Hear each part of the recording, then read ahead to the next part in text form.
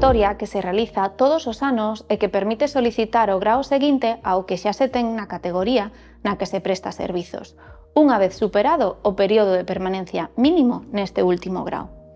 Como novidade, este ano podes consultar os teus días de permanencia no FIDES, na área de carreira profesional. Podes estar en situación de servizo activo ou en calquera outra situación distinta na que teñas a túa praza reservada. Mentres estés nunha situación distinta, por exemplo, unha excedencia voluntaria, non podes solicitar un novo grao. Se cumpres os requisitos, tes ata o 30 de setembro para facer a solicitude. Debes presentala a través de FIDES, acudindo á área de solicitudes, onde verás a túa permanencia no grao anterior e o formulario de inscrición. Se non cumpres os requisitos, sairache un aviso na pantalla. Se tes algunha dúbida, podes contactar coa túa área sanitaria de referencia ou escribir a carreira.profesional@sergas.es.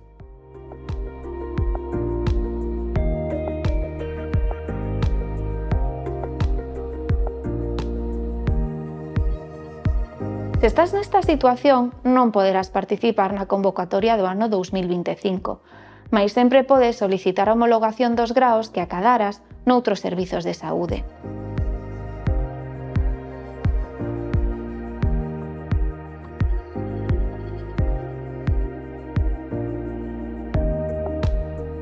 Sí, poderías acollerte a esta convocatoria. As persoas en situación de reingreso provisional poden solicitar o novo grao, pois non teñen vinculación con outro servizo de saúde.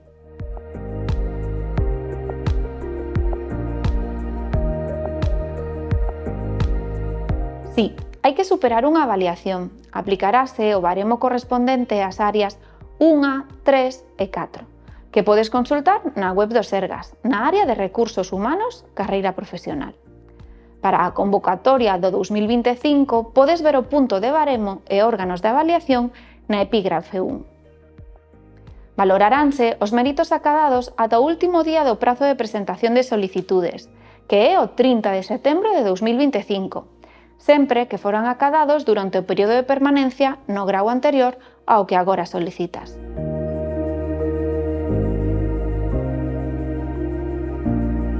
Para acreditar os méritos, terás que comprobar a convocatoria ordinaria de 2025, o epígrafe 4 de Rexistro e Acreditación de Méritos, pero por norma xeral hai actividades ou méritos que non hai que presentar documentación.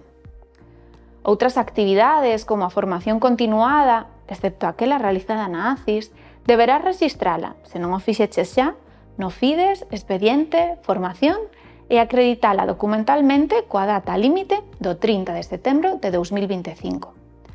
Nas convocatorias ordinarias como esta, os requisitos son máis exixentes que nos encadramentos, así que revisa ben os teus méritos da área 3 e 4, especialmente a formación.